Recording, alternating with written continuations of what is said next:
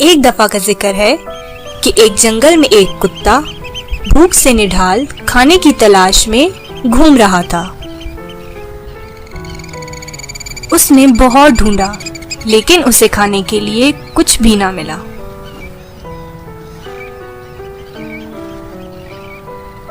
گھومتے گھومتے وہ ایک مچھلی کی دکان پہ آ گیا۔ وہاں اس نے زمین پہ گری ہوئی ایک مچھلی دیکھی۔ اس نے فوراً سے مچھلی کو اٹھایا اور کھانے کے لیے تیزی سے واپس جنگل جانے لگا۔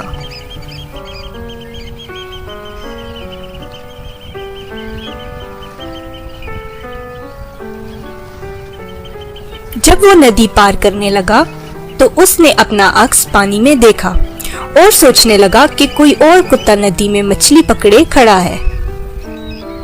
اس کے دل میں خیال آیا کہ وہ اس سے بھی مچھلی چھین لے، لیکن جیسے ہی اس نے مچھلی چھیننے کے لیے منہ کھولا تو اس کی اپنی مچھلی بھی ندی میں گر گئی۔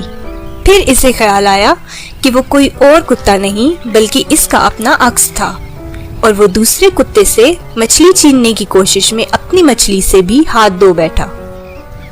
تو اس کہانی سے ہمیں یہ سبق ملتا ہے کہ جو چیزیں ہمارے پاس ہیں ہمیں اس پہ خوش ہونا چاہیے اور دوسری چیزوں کی لالچ نہیں کرنی چاہیے، کیونکہ لالچ بری بلا ہے۔